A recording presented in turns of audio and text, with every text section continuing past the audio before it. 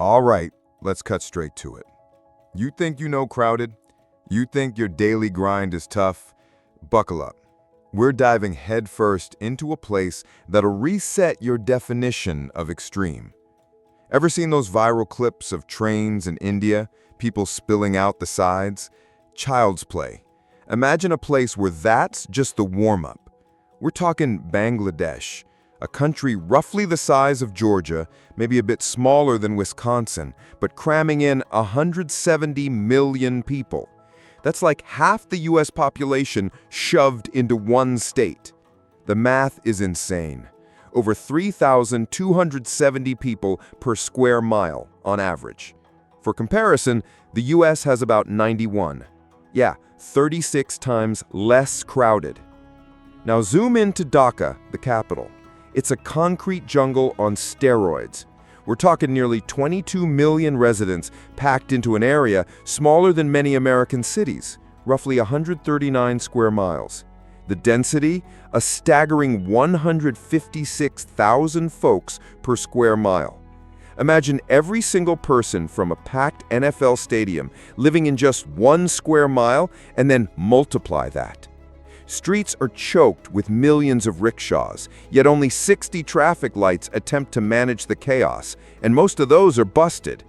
Traffic jams? Try 4 to 6 hours daily. This isn't just a commute, it's a battle. Trains built for a few hundred end up hauling thousands, and when there's no room inside, people ride on the roofs. A curved surface about 6.5 feet wide, no handrails, doing 18, maybe 20 miles per hour. One wrong move, a slick spot from rain, and it's game over. Low bridges are a constant threat. They say it's illegal, but authorities often look the other way. What else can they do? It's a daily gamble, a raw testament to how far people will go just to get by. If riding on train roofs sounds desperate, hold on. There's a whole other level of grit here. Forget a regular 9 to 5. Some folks in Dhaka have a job that sounds like something out of a dystopian movie, sewer gold panning. Yeah, you heard that right. These guys wade into toxic, stinking sewers, often behind jewelry shops, dredging sludge without any real protective gear. They're literally sifting through filth, hoping to find tiny flecks of gold flushed away. The process is grueling. Filtering mud, using acid to dissolve impurities, heating mercury, all for mere fractions of an ounce of gold after days of labor. Split among a small crew, each worker might pocket less than $4. $4 for risking lung, brain, and liver damage from all those chemicals and God knows what else. It's a filthy, dangerous job, but for some, it's the only line between their family eating or starving. What's wild is that this trade is fading, not because it's gotten safer, but because the gold yields are dwindling. Only about 50 of these guys are left in Dhaka, a dying trade poisoning them and the city's waterways. Now here's where it gets really uncomfortable. In a nation where 22 million people live below the poverty line, some economic strategies are just brutal. Since the year 2000, Bangladesh has legalized prostitution. The state regulates an industry that employs roughly 100,000 workers. And here is the kicker that'll hit you in the gut. This includes girls as young as 7. 7 years old. Think about that. Places like Kandapara and Doladia, government-regulated brothel districts, are grim symbols of this system. It's economic desperation turned policy, commodifying human dignity to fight poverty. Women and girls, often trafficked or pushed by families drowning in debt, enter this trade just to survive. They face stigma, violence, constant exploitation.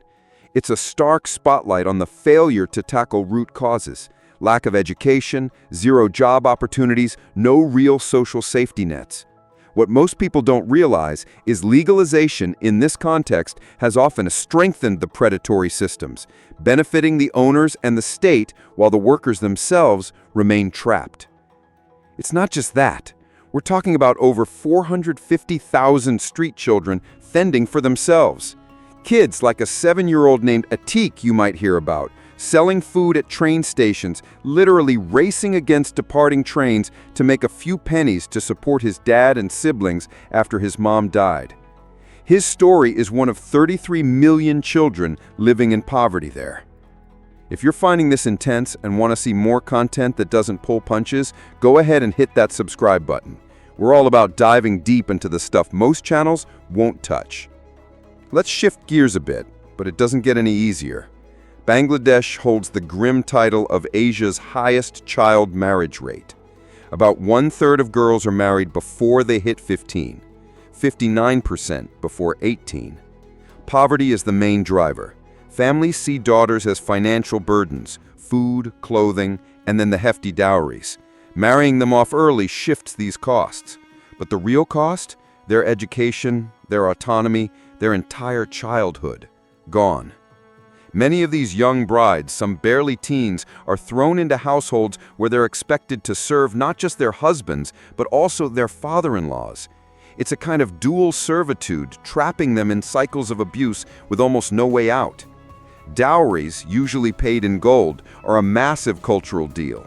In one bazaar in Dhaka, 3,000 goldsmiths profit from this demand.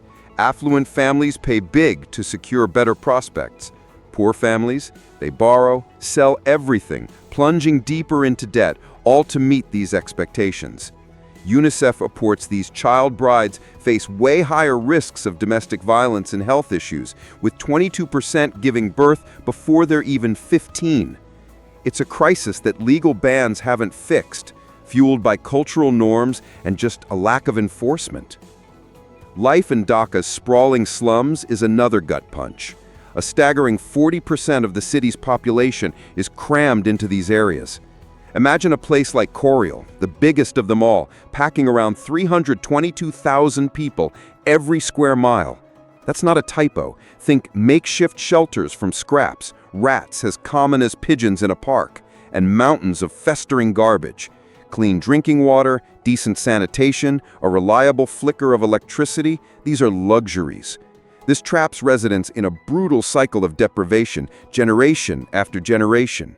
You see kids barely old enough to tie their own shoes, scavenging for food or trying to sell cheap trinkets. Then there are the rickshaw pullers, the city's human engine. These guys pedal vehicles weighing around 200 pounds through that insane traffic, often 7 days a week, earning maybe $3 a day. Their bodies are wrecked by the relentless strain. Leg and back injuries are common, cutting their life expectancy down to an average of just 40 years. They live in cramped shacks, pouring their tiny earnings into supporting families, often dreaming of funding their daughters' dowries or education to break the cycle. And let's not forget about the garment industry, a massive employer, but it often runs on exploiting incredibly cheap labor. We're talking about people, mostly women, working grueling 15-hour shifts for as little as $2 a day. Remember that Rana Plaza factory collapse back in 2013? Over 1,100 workers died. That disaster exposed the terrifying lack of safety standards. It's a constant trade-off, a desperately needed job versus your own health and safety. But here's the thing about Bangladesh. Amidst all this hardship, this raw, in-your-face struggle, there's an unbelievable resilience. It's in the parents who sacrifice everything, pouring those meager earnings into their children's education, seeing it as the only beacon of hope. It's in the communities that form in the tightest slums, sharing what little they have, with a generosity that's both humbling and heartbreaking. Think about that massive pilgrimage festival in Dhaka, the Bishwa Ijtema.